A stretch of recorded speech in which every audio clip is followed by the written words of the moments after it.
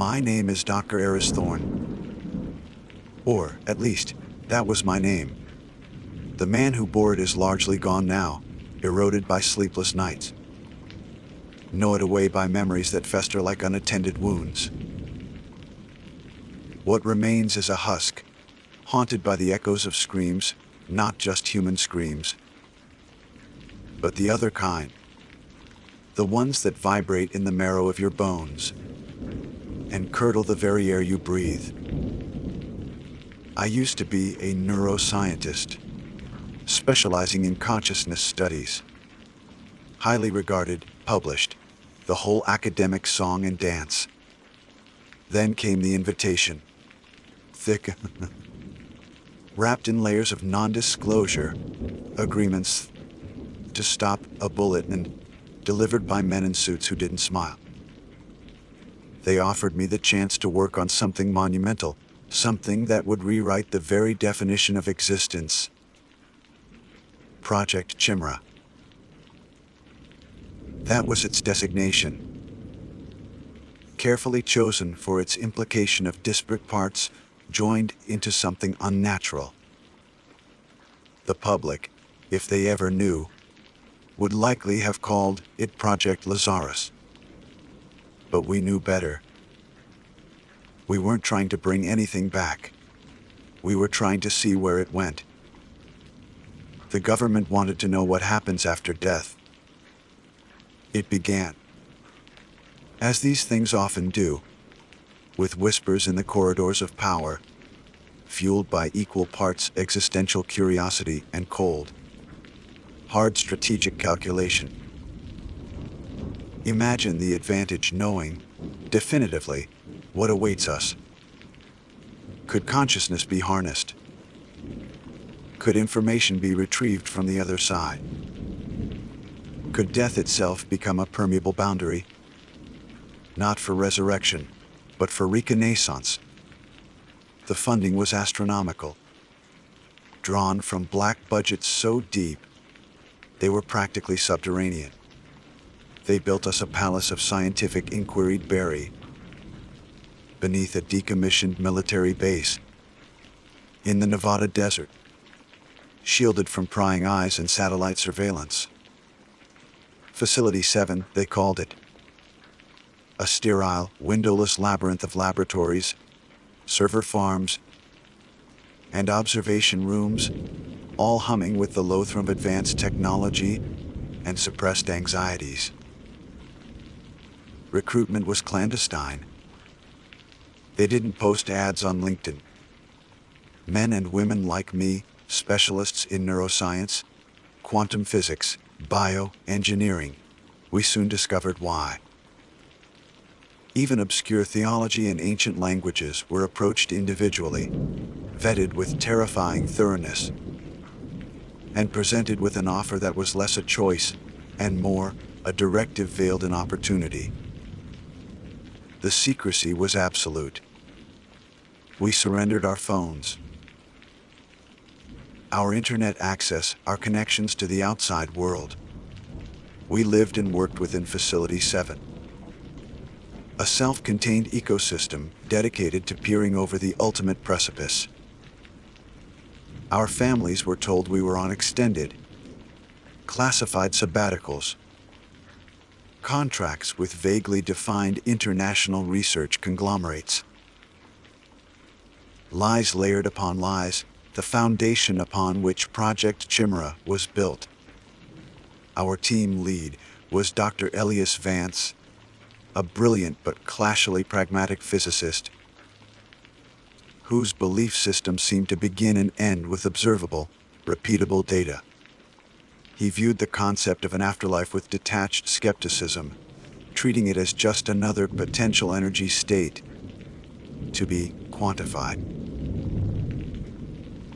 There was Dr. Lena Petrova, our bioethicist, a perpetually worried woman whose job was to keep our methods within the ever-shifting boundaries of acceptable experimentation, a task that grew increasingly difficult. And John Lee, our lead tech engineer, a wonderkind barely out of his 20s who could coax impossible results from bleeding-edge hardware, and spoke more fluently in code than in English. We were the core, surrounded by dozens of technicians, analysts, and security personnel whose faces became a familiar, yet distant, backdrop to our obsessive quest. The initial phase focused on mapping the precise neurological cascade of death. We had access, through means I still find ethically troubling, to terminally ill patients who had volunteered, or perhaps been persuaded to volunteer, for the program in its final stages. Ethical protocols were meticulously followed on paper, signed off by committees far removed from the stark reality of our work. But the air always felt thick with compromise. Our subjects were housed in specialized chambers, monitored by an array of sensors that dwarfed anything found in a standard ICU. We used hypersensitive electroencephalograms, TEF EGs, magnetoencephalography, MIG, functional magnetic resonance imaging, fMRI, adapted for extreme sensitivity, positron emission tomography, PEECT scans, the works. Why? We were charting the collapse of the conscious mind, millisecond by millisecond, looking for the flicker, the echo, the signal that might persist beyond clinical death. For months, we gathered baseline data. We observed the predictable patterns, the slowing of brainwaves, the final surge of electrical activity often associated with near-death experiences, NDS, and things silence, flatlines, the cessation of all measurable neurological function. Vance was methodical, cataloging the decay, searching for anomalies within the noise. Petrova wrung her hands, reminding us constantly of the humanity fading before our instruments. John Lee refined the sensors, pushing their sensitivity to theoretical limits, filtering out background radiation, seismic tremors, anything that could contaminate the purity of the signal we hunted. We saw fleeting, strange energy readings immediately following cessation, faint, complex electromagnetic signatures that dissipated within seconds. Vance initially dismissed them as residual neurological noise, the brain's final, chaotic gasp. But they were oddly structured, hinting at complexity rather than mere decay. Were they fragments of consciousness? Data packets dissolving into the ether. We called them upside signatures. The term was deliberately neutral, avoiding loaded words like soul or spirit. The first breakthrough came unexpectedly. We were monitoring subject Delta, an elderly man succumbing to pancreatic cancer. His decline was peaceful, his brain activity winding down predictably. Then, precisely 4.7 seconds to the verified flatline of both cardiac and neurological function, confirmed by multiple redundant systems, our most sensitive quantum entanglement communicator registered a coherent signal pulse. It wasn't electromagnetic. It was something else. Operating on principles we barely understood, leveraging the spooky action at a distance that Heinz famously doubted. The QEEC was Jian Lai's brainchild, designed theoretically to detect information transfer independent of classical space-time. It was experimental, temperamental, and prone to generating what we thought was noise. But this wasn't noise. It was a complex, non-repeating string of quantum states. It lasted only 1.2 seconds, then vanished, Vance was electrified, his usual skepticism momentarily forgotten. Run diagnostics. Calibrate against background quantum flux. Was it environmental? A system artifact. GN worked feverishly. Negative, Dr. Vance. All environmental sensors are green. System diagnostics show nominal function. The signal originated within the subject chamber. Post-mortem confirmed. We spent weeks trying to replicate the result. Subsequent subjects yielded nothing. Just the familiar flatlines and fleeting C signatures. Doubt crept back in. Was it a fluke? An exotic hardware malfunction? Vance demanded rigor. Repeated verification. Petrova argued for cation, reminding us of the unknown territory we were breaching. Then, with subject Epsilon, it happened again. This time, the QEC signal lasted longer, nearly 3 seconds. And it was different, still complex, still coherent, but a distinct pattern. It was like listening to bursts of conversation in a language you couldn't comprehend. We recorded it, analyzed it, subjected it to every decryption algorithm we had. Nothing. It resembled no known data structure, no conceivable form of energy transmission. It was utterly alien. Vance, however, zeroed in on something else. During both the Delta and Epsilon events, secondary sensors, highly sensitive, gravimetric, and magnetic field detectors registered minute.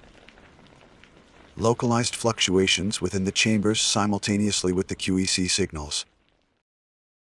Tiny, almost imperceptible distortions, as if something with infinitesimal mass or immense energy briefly warped the space around the deceased. It's not just information leaving, Vance murmured. Staring at the superimposed data streams, his face pale. Something is interacting. That was the first whisper of the real truth. We thought we were building a one-way mirror, peering into the quiet void afterlife. We were collecting echoes, faint signals from the departing consciousness. The psi signatures, the fleeting QEC bursts, that's what we thought we were studying. The official objective. The government-sanctioned peek behind the curtain. But the anomalies started subtly shifting. It wasn't just about observing the departure anymore. The equipment malfunctions became more specific, less random. During experiments, where we attempt to boost the sensitivity of the QEC, trying to establish a two-way link, or prolong the signal capture, strange things would happen. Power surges localized specific sensor arrays, sudden temperature drops within the sealed chambers that defied thermodynamics. Phantom readings on audio frequencies, low, guttural static that technicians initially dismissed as interference. One night, reviewing the data log from Subject Theta, I noticed something Vance's purely physics-based analysis had missed. Theta's QEC signal was usually long, almost 7 seconds. Embedded within the complex quantum string, almost hidden, was a recurring micro-pattern. It wasn't language, not as we understood it, but it was structured, iterative, repetitive, like a scratched record skipping on a single, discordant note. And the gravimetric sensors during Theta's event hadn't just fluctuated. They registered a brief, directional pull, not away from the body, but towards a specific point within the chamber, a point where no equipment was located. An empty coordinate in space. I showed it to Gian. He ran simulations, tried to model the energy source required to produce such a gravitational effect, however minuscule. The numbers were nonsensical, requiring negative mass or energy densities exceeding anything theoretically possible. "Eris," he said, pushing his glasses up his nose, his usual confidence replaced by a nervous tremor. "This doesn't fit the departure model. This data, it feels like resonance, like something was pinged, and it pinged back." A cold dread began to crystallize in my chest, pushing aside the scientific curiosity. We had been so focused on the signal leaving the body, on the dying light of consciousness,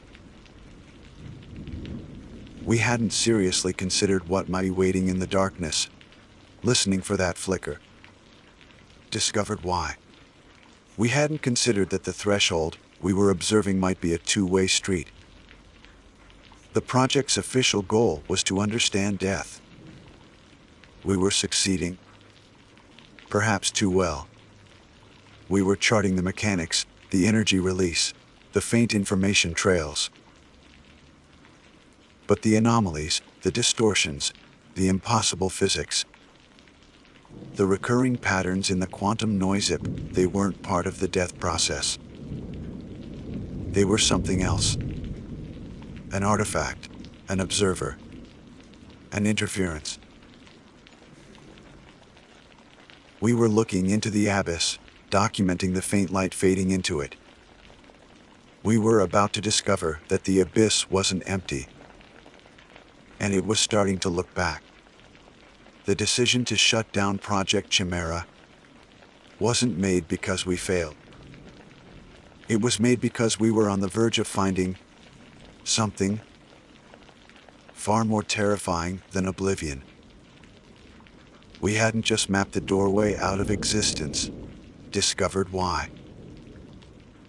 We had inadvertently knocked on the door of whatever lay beyond it, and something was stirring on the other side. The weeks following the Theta event were thick with a tension that permeated Facility 7, like a low-frequency hum. The initial thrill of discovery, the academic curiosity that had driven us, curdled into something colder, sharper apprehension. Vance doubled down, demanding more data, faster analysis. He clung to the idea that these were merely complex environmental factors, exotic quantum phenomena we hadn't yet accounted for. He spoke of signal integrity, environmental contamination, and instrument calibration. But his eyes held a flicker of something less certain, a forced conviction that felt increasingly hollow. Petrova, meanwhile, became our Cassandra. Why? Her ethical objections shifted from the treatment of the subjects who were, after all, terminal, and by some definitions, already gone, to the potential consequences of what we were interacting with. "Elias," she argued, during one strained late-night meeting, her voice tight, "this isn't just residual energy. The gravimetric distortions, the structured QEC signals, they respond to our scans. They change based on our instrumentation's focus. We are not merely observing. We are interacting with an unknown variable. And we have no framework, ethical or scientific, to understand the risks." Vance waved her off, impatience etched onto his face. "Lena, unknown variable is the definition of scientific exploration. Every major discovery flirted with the unknown. We proceed with caution, yes, but we proceed. Think of the implications if we can decode this." But decode what? Jan Lai and I spent countless hours analyzing the QC bursts and the strange micro patterns within the Basi signatures. The recurring sequence I'd noticed in Theta's data appeared again in subjects Kappa and Lambda. It wasn't identical, but the core structure, a complex, non-repeating fractal-like pattern, remained consistent, embedded within the chaotic quantum, static like a watermark. It didn't resemble any known mathematical constant or natural phenomenon.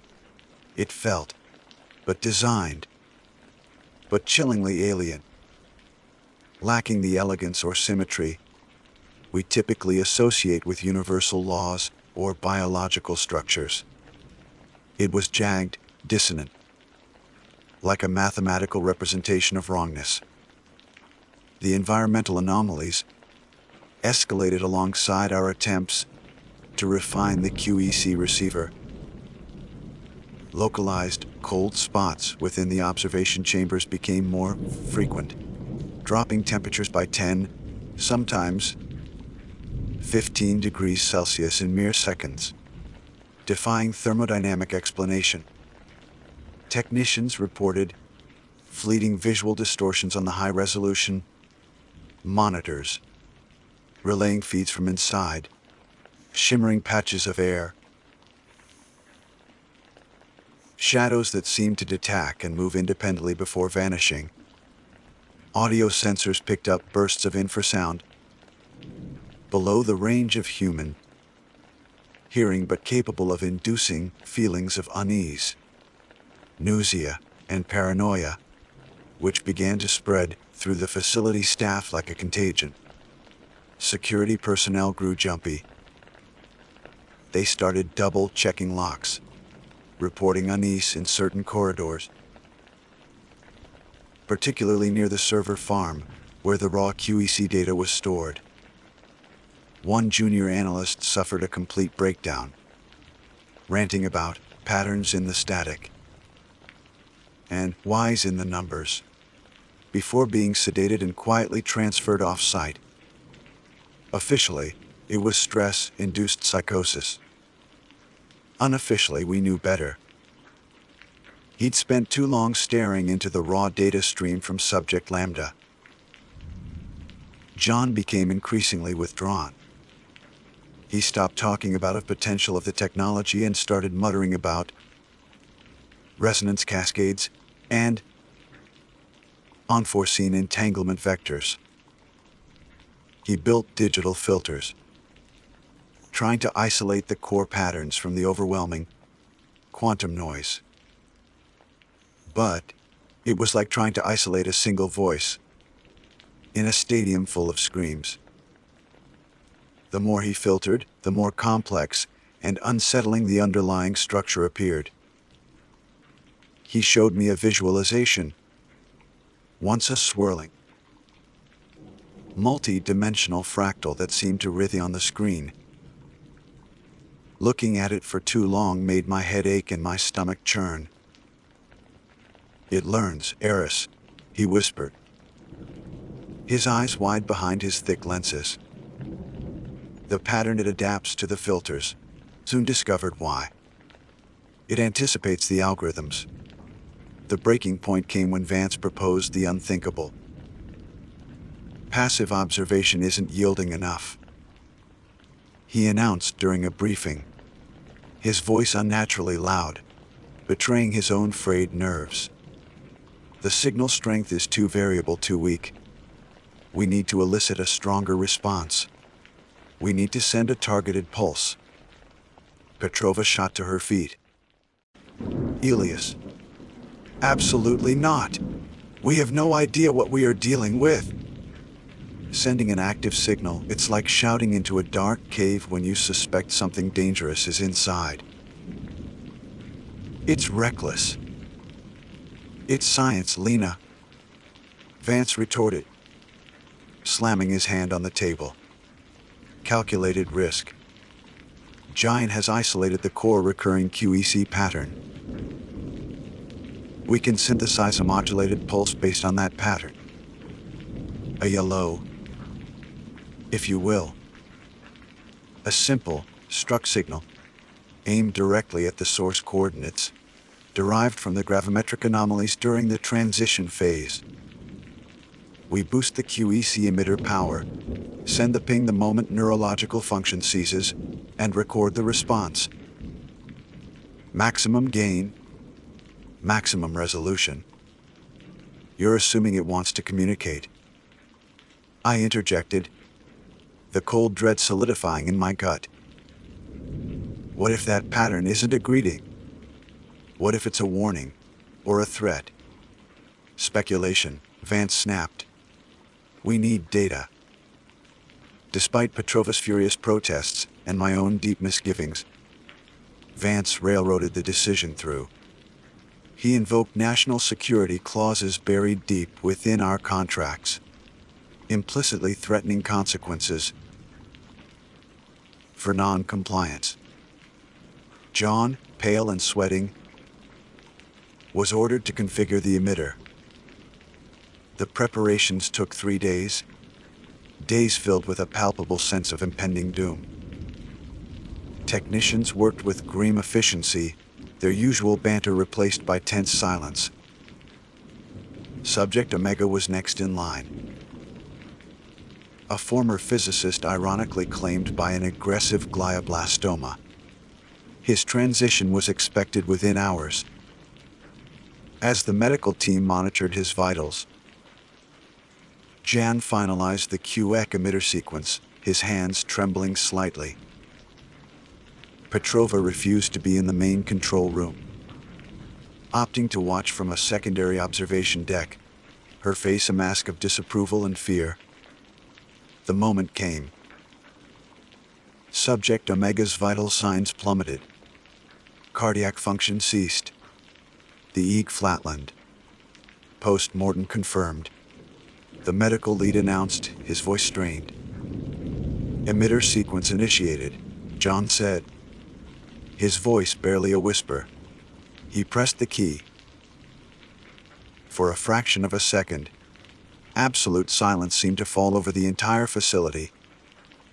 Not just the absence of noise, but a heavy, pregnant lack of sound, as if the universe itself was holding its breath. Then, all hell broke loose. The QEEC receiver didn't just register a signal. It overloaded. Every sensor pegged into the red, alarms shrieking. The data feed became a waterfall of corrupted symbols and raw quantum noise. Orders of magnitude more powerful than anything we'd ever detected. It wasn't a response, it was a roar. Simultaneously, the gravimetric sensors went berserk. The localized distortion didn't just appear, it slammed into existence, registering a transient gravitational field strong enough to physically shake the reinforced chamber. Lights flickered violently throughout the facility. Multiple server racks in the data center spontaneously combusted, smoke billowing into the control room through the vents. On the main monitor displaying the interior of Omega's chamber, the image dissolved into a storm of visual static. But not before we saw something. A shape. Indistinct, impossibly black, coalescing in the exact coordinate John's earlier analysis had pinpointed. It wasn't just a shadow. It felt like a hole punched in reality. Absorbing, radiating palpable cold, and a silent, psychic pressure that made my teeth ache and vision swim. It lasted maybe 2 seconds, then vanished as the camera feed died completely. Emergency containment fields engaged around the chamber, bathing it in an eerie blue light. Automated systems fought to control the power surges. People were shouting, alarms blared. The smell of ozone and burning electronics filled the air. Vance stood frozen, staring at the dead monitor, his face utterly devoid of color. John had collapsed onto the floor, hyperventilating. It took hours to stabilize the facility, extinguish the fires, and assess the damage. The QEC emitter was freed, fused into slag. Half the server farm was destroyed, though redundant backups thankfully preserved most of the data, including the recording of the incoming key response before the system crashed. Subject Omega's chamber was intact but registered dangerously low temperatures and residual energy signatures, unlike anything we'd previously encountered. When we finally dared to analyze the captured QEC response data, the true horror began to sink in. It wasn't communication. It wasn't information in any recognizable sense. It was a torrent of pure, malevolent complexity. The patterns John had visualized before were mere whispers compared to this scream. The fractal structures were there, but now they were dynamic, aggressive, seemingly self-aware, running diagnostic algorithms on the data caused the programs themselves to glitch, spitting out illogical errors or entering infinite loops. One analyst trying to isolate frequency bands suffered an immediate, severe migraine followed by temporary blindness. Looking at the raw visualization felt like staring into the heart of madness, chaotic, yet intelligent, hostile. There were structures within the data stream that defied information theory, paradoxes embedded in the quantum states. Sections seemed to actively resist analysis, corrupting adjacent data blocks as if shielding themselves. And threaded through it all, like a subliminal pulse, was that same dissonant, jagged wrongness we'd seen before, now amplified, overwhelming, undeniable. It felt like the mathematical signature of something intrinsically predatory. We sat in the damaged control room, the remaining lights casting long, distorted shadows. The air still stank of fear and burnt wiring. Petrova finally entered, her face grim. "Elias," she said, her voice quiet but firm. "You have your data." You shouted into the cave. Vance didn't answer. He just stared blankly at the corrupted data. Schematic John had managed to partially reconstruct on an auxiliary monitor. The truth was unavoidable now, stark and terrifying. Project Chimera was no longer about understanding death. We hadn't opened a window, we'd rung a dinner bell. We had actively provoked something ancient, powerful, and utterly alien, something that existed in the spaces between life and death, something that perceived our clumsy attempts contact not as communication, but as intrusion. Or perhaps as an invitation. The objective was no longer discovery. It was survival. We had crossed a threshold not of the afterlife, but into the hunting ground of whatever waited there. And it knew we were here. The echo we received wasn't an answer. It was the sound of something turning its attention towards us. Facility 7 was never the same after the Omega event. The palpable sense of dread wasn't confined to the control room or the observation chamber anymore. It seeped through the ventilation shafts, it clung to the sterile corridors, and echoed in the strained silences between colleagues. The entity we stopped calling it an unknown variable or anomaly wasn't just a signal we'd detected. It felt tethered to us, to the facility itself, anchored by the energetic wound we had torn up with our arrogant QEC pulse. The echo hadn't faded, It resonated, a low, persistent thrum beneath the audible spectrum, a psychic pressure that frayed nerves and eroded sanity. The physical damage was significant. Charred server racks stood as monuments to our hubris. Critical sensor arrays remained stubbornly offline despite John's tireless efforts, and power fluctuations became the norm, plunging sections of the facility into momentary darkness that felt far deeper than a simple loss of electricity. But the psychological toll was worse. Sleep offered little respite, often bringing shared, disturbing nightmares. People dreamt of impossible geometries, of suffocating darkness, of being watched by unseen eyes, feasted like a flies, reflecting infinite, distorted images of their own terror. Staff turnover spiked, masked by official reports citing stress or family emergencies. Whispers turned into frightened arguments. Paranoia bloomed in the artificial light. Security patrols moved in pairs, their hands never far from their sidearms, jumping at flickering lights and phantom sounds. The persistent anomalies intensified. The cold spots weren't stationary anymore. They drifted, appearing unpredictably in labs, living quarters, even the cafeteria.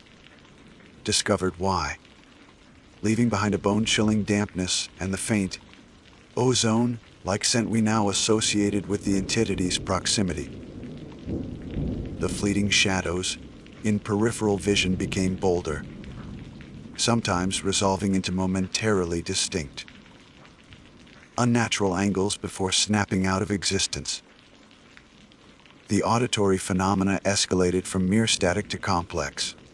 Unsettling soundscapes, clicks, chitters, wet tearing sounds, and sometimes, most disturbingly, faint, distorted whispers that seemed to echo personal thoughts or fears, spoken in a voice that was unsettlingly familiar yet fundamentally wrong. Vance, stripped of his earlier certainty, seemed adrift. He oscillated between frantic attempts to establish control, ordering diagnostic sweeps on systems that were clearly compromised. We soon discovered why. Demanding analysis of data streams that seemed actively hostile, and long periods of staring blankly at sensor readings. Muttering about signal contamination, with the conviction of a man trying to bail out a sinking ship with a sieve. His authority, once absolute, began to fray as the reality of our situation became undeniable even to him. Petrova, grimly vindicated, became the voice of urgent retreat. "We have to shut it down, Elias," she insisted daily, her voice strained but resolute. "All of it. We need to recommend Procedure Obsidian immediately." Procedure Obsidian was the ultimate contingency, a total facility lockdown, data purge, and permanent sealing, designed for catastrophic breaches or uncontrollable discoveries. It's not just observing us anymore. It's here. It's anchored to the facility. Maybe to the equipment, maybe even to us. Every second we keep the power on, we're feeding it, letting it solidify its presence. John Lee was consumed by the corrupted data from the Omega event. He worked with feverish intensity, fueled by stimulants and fear, convinced that the key to understanding, or perhaps fighting, the entity lay within that torrent of malevolent information. He looked terrible, his skin pale and clammy, dark circles under his eyes, muttering about negative symmetry, topological inversion, data parasites. He claimed the entity wasn't merely sending information, but that the data itself was a part of it, a tendril extended into our reality. He developed severe photosensitivity and began experiencing cluster headaches whenever he worked too close to the salvaged QEC data storage units. He showed me fragmented analysis suggesting the entity perceived dimensions differently, that our three-dimensional space was perhaps just a surface to it, and that its presence was akin to a higher dimensional structure intersecting our reality. He theorized it didn't think, as we did, but operated on predatory logic, drawn to complex consciousness like a shark to blood. And our ping had been a massive, irresistible burst of precisely that. My own research shifted from the mechanics of death to the nature of our interloper. I reviewed every anomaly, every sensor log, every corrupted data fragment, cross-referencing them with obscure text on Gnosticism, pre-Euclidean geometry, and theoretical physics concerning dimensional boundaries that Vance had initially dismissed as fringe nonsense. A terrifying synthesis began to emerge. This wasn't an alien in the conventional sense. It felt older, more fundamental. Not life as we understood it, but something that existed in opposition to it, feeding on the energy released when complex systems, like consciousness, collapsed. A form of entropy given malevolent intelligence. Had NDs always been brief glimpses of this realm? This predator mistaken for tunnels of light, or encounters with the divine or demonic? Had our project, by amplifying the transition, created a beacon? The breach we all feared happened on day 17 post-Omega. It wasn't dramatic. Not an explosion or a monster tearing through walls. It was insidious. It started in Lab Sector Gamma, where we stored biological samples from our subjects. A technician, Dr. Sharma, a quiet, meticulous man, was working late, cataloging tissue slides. According to the security logs, all systems were nominal until 2007 a.m. Then, multiple sensors in Gamma simultaneously failed. The main lights cut out, plunging the lab into emergency lighting. The internal temperature dropped to 20 degrees Celsius in under 30 seconds. The audio pickups recorded Sharma screaming, "Despoy," followed by a sound like shattering glass and a series of wet, guttural clicks that chilled me to the bone. When the security team finally forced the jammed door open 10 minutes later, the lab was freezing, equipment haphazardly smashed. Sharma was huddled in a corner, catatonic, eyes wide with unseeing terror, muttering a single, repetitive phrase in Hindi, "It wears the faces," over and over again.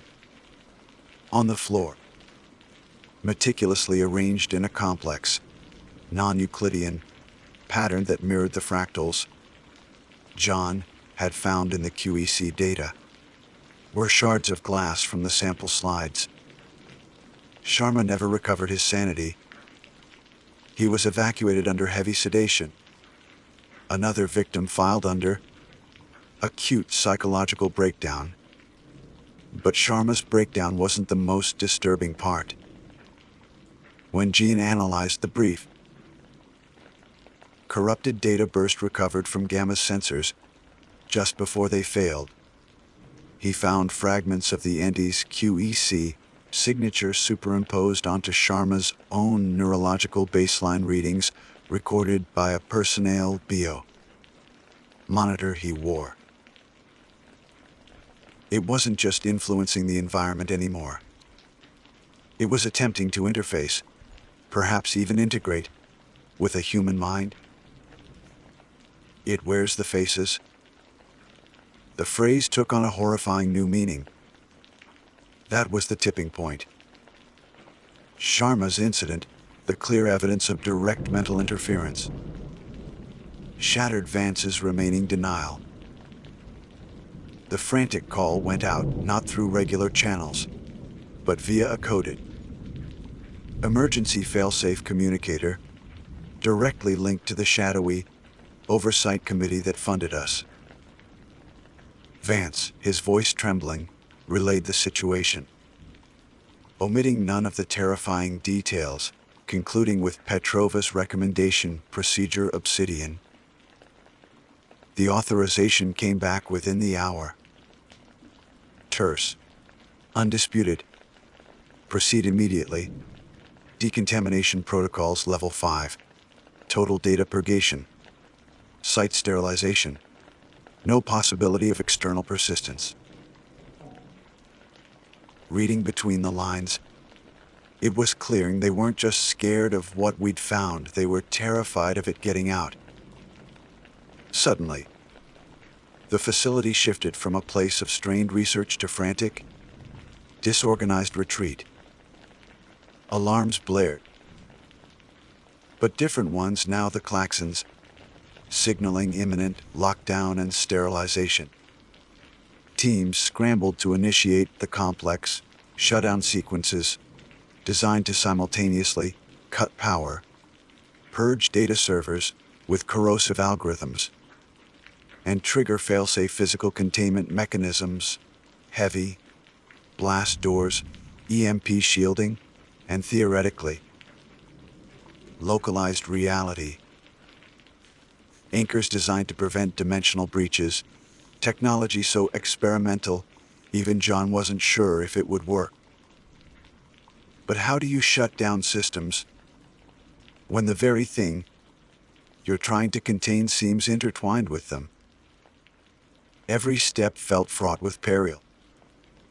Powering down the QEC receiver romance, would that sever the connection, or remove the only thing monitoring its presence? We soon discovered why. Purging the data, were we destroying vital information, or erasing the entity's foothold?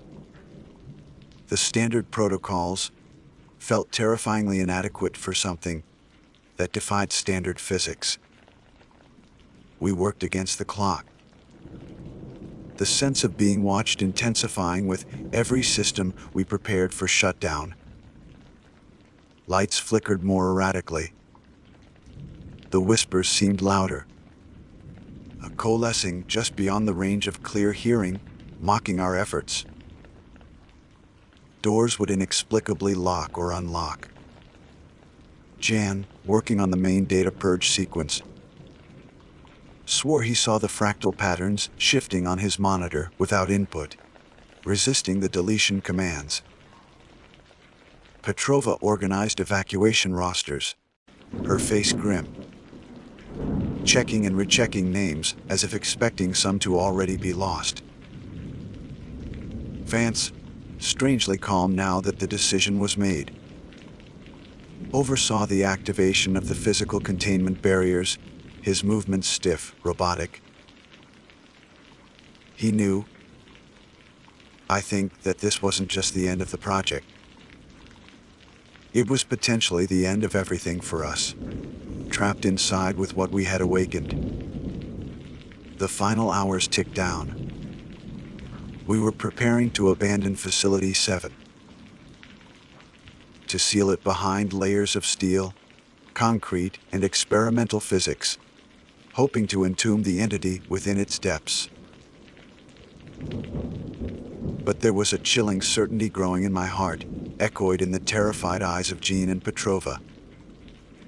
This thing, this parasitic consciousness from the threshold of death, wasn't bound by physical walls alone. It had tasted awareness. It had felt our minds, our fears. It knew we were trying to lock the door. And the unsettling feeling persisted. Maybe it wasn't just resisting the shutdown. Maybe it was waiting for it. Waiting for the chaos. The lowered guard, the final, desperate moments before the lights went out for good. The shutdown wasn't just an escape plan. It felt like we were setting the stage for its final move. The final hours within Facility 7 weren't a shutdown. They were a route. Procedure Obsidian's orderly checklist dissolved into panicked improvisation as the entity we had provoked threw off all pretense of subtlety. It was no longer just anchored. It was actively, violently resisting its eviction, turning our prison into its playground. Power grids became battlegrounds. Lights didn't just flicker. They exploded in showers of sparks or pulsed with sickening, arrhythmic strobes that induced disorientation and seizures. Backup generators would kick in, only to whine and die under inexplicable energy loads. Whole sections plunged into absolute, suffocating darkness, the kind that felt heavy, viscous, and occupied. The temperature fluctuations became extreme. Corridors flash freezing. Ice crystallizing on walls mere meters away from areas where the heat blistered paint and buckled metal. The auditory assaults intensified beyond whispers. We heard screams, echoes of past subjects, distorted and amplified. We heard complex, clicking rhythms that resonated painfully in sinuses and teeth. And worse, we heard voices, clear as day, using the names of loved ones, mimicking colleagues, whispering personalized doubts and fears directly into our minds. More than one technician broke down, clawing at their ears, responding to phantom conversations. The psychic pressure was immense, a constant, crushing weight that made thinking clearly almost impossible. Physical reality itself seemed to fray at the edges. Corridors shimmered, distorting distances. Doors would slam shut and lock, trapping teams, while others refused to close, leaving vital areas exposed. Security camera feeds showed empty hallways while personnel insisted figures were standing right there, just outside the light. The air grew thick with the smell of ozone and something else something vaguely organic and deeply wrong, like rotting meat and sterile chemicals. The data purge, our most critical defense, became the entity's primary target. John Lee, barricaded in the Auxiliary Data Control Center, fought a losing battle. His frantic voice over the comms reported firewall breaches appearing from inside the system, deletion algorithms being rewritten in real time with impossible code, data blocks regenerating seconds after being wiped. The entity wasn't just parasitic. It was learning, adapting, turning our own technology against us. It's replicating itself within the core memory, Eris. He yelled, his voice strained with panic and exhaustion. It's not just data anymore, it's embedding. Like a virus in the architecture itself. Vance, galvanized by the imminent catastrophe, tried to initiate a manual overload of the experimental reality anchors near the original observation chamber, hoping a controlled spatial disruption might sever the entity's connection. He headed towards Sector Alpha, armed with override codes and a grim determination. We lost his comm signal shortly after he passed the secondary containment checkpoint. Security feeds showed the corridor ahead of him, collapsing into a vortex of swirling darkness. an impossible geometry, before cutting out entirely. We never saw Elias Vance again. Petrova worked tirelessly to coordinate the evacuation, guiding fragmented groups towards the designated emergency exit. Shaft Epsilon, on the facility's western edge. Her voice, strained but steady over the chaotic comm channels, was a lifeline of sanity. She directed teams around compromised zones, kept track of personnel, and liaised with the surface team preparing to trigger the final site. Sterilization sequence. Once Epsilon was sealed, but the entity seemed to anticipate her moves. A sudden, violent tremor, not geological, but localized and wrenching, caused a ceiling collapse. In the primary access tunnel to Shaft Epsilon, cutting off the main evacuation route. Petrova's last transmission was calm, chillingly so. Diverting remaining personnel to maintenance shaft Gamma 7. Structural integrity failing. Tell them the liability clause is void. We saw too much. Seal it, Eris. Seal it now. Don't wait for us. Then, only static? Jian's last coherent message was a desperate plea. The purge is failing! It's rewriting the fail-safes! Eris! You have to trigger the EMP manually from sub-level 4. It's the only way to maybe scramble the core storage before it fully integrates. Go now. His transmission ended abruptly, replaced by that horrifying, wet, clicking sound, louder than ever before. Ekun discovered why, chewing sickeningly through the comm system before cutting out. I was suddenly, terrifyingly alone in the chaos. The weight of Petrova's and John's final instructions crushing me. Sub-level 4. The manual MP trigger. The last resort to prevent the entity from potentially escaping via the facility's data network. When the main power inevitably failed, or the sterilization sequence began, we soon discovered why. It was on the opposite side of the facility from my current position, through sectors, reporting heavy anomalous activity. My journey through the dying facility was a descent into hell. Darkness pulsed, broken by the strobing emergency lights that cast shifting, menacing shadows. The cold was biting my breath, pluming in corridors that should have been climate-controlled. Whispers slithered around me, using my mother's voice. My dead father's, mocking my fears, promising release if I would just stop. I saw things in the periphery, shapes that skittered away when I turned. Figures standing silently in recessed doorways, their features obscured by shadow or, worse, shifting, indistinct, like faces seen through troubled water. Sharma's words echoing. It wears the faces. Twice, the floor beneath me seemed to buckle and warp, the corridor twisting into impossible angles, forcing me to backtrack or crawl through maintenance ducts, slick with that foul, smelling condensation. Once, a heavy equipment locker flew across a hallway, propelled by unseen force, missing me by inches. The entity wasn't just resisting, it was hunting. I finally reached the EMP control room in sub-level 4.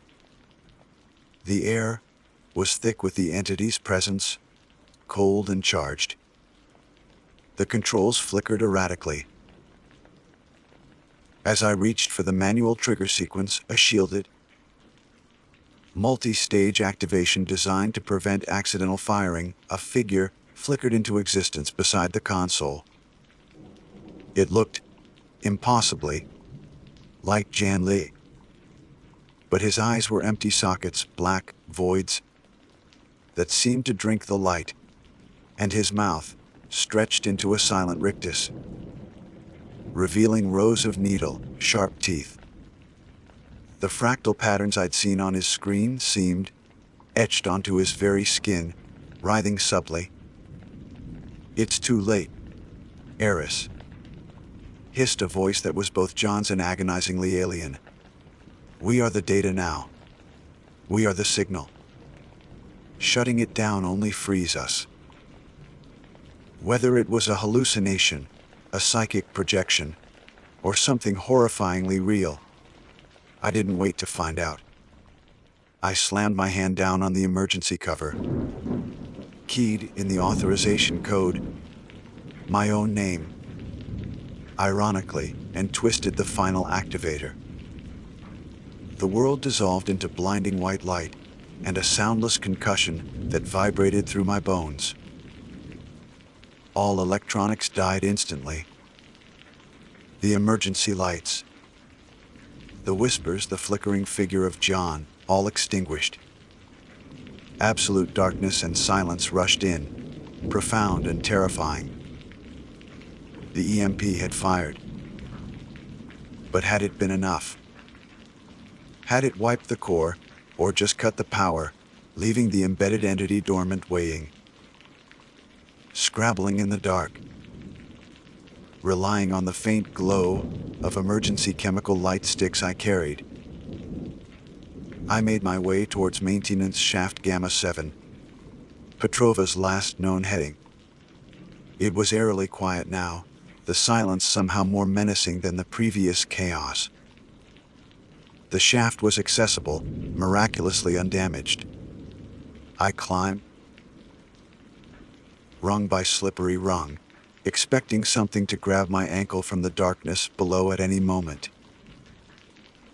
I emerged onto the surface level, not into the main staging area, but a desolate emergency airlock several hundred meters away. Through the reinforced porthole, I could see flashing red lights surrounding shaft Epsilon's main entrance far across the compound.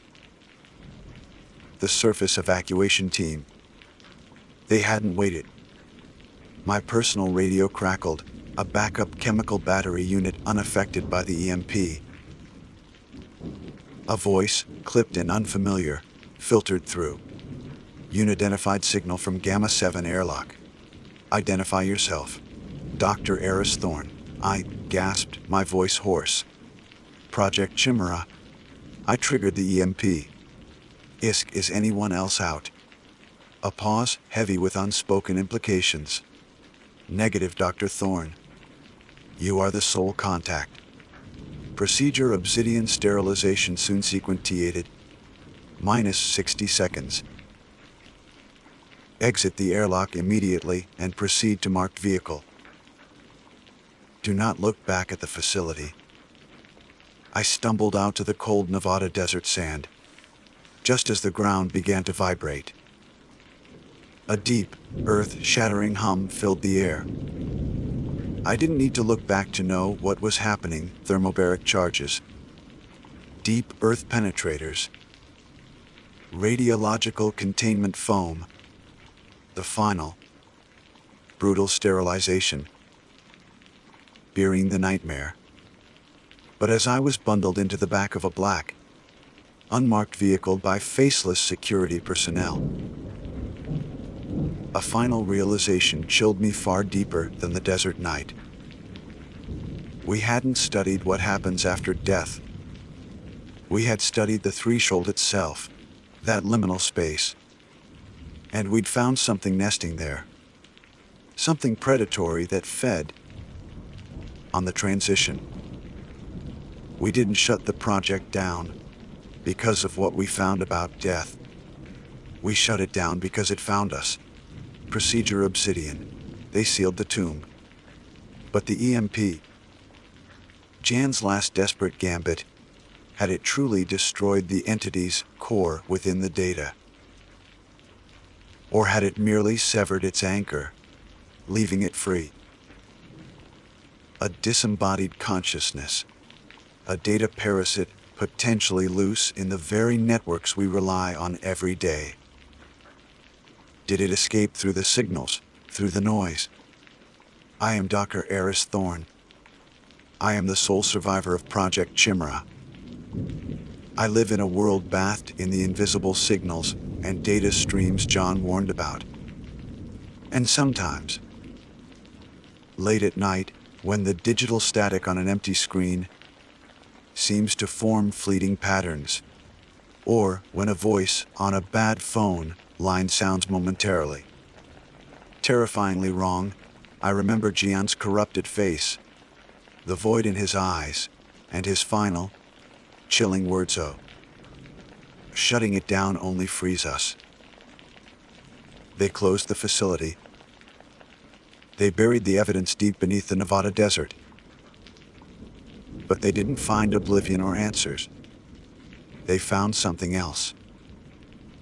And I fear, with every fiber of my being, that shutting the door didn't trap it inside. It just let it out into the world.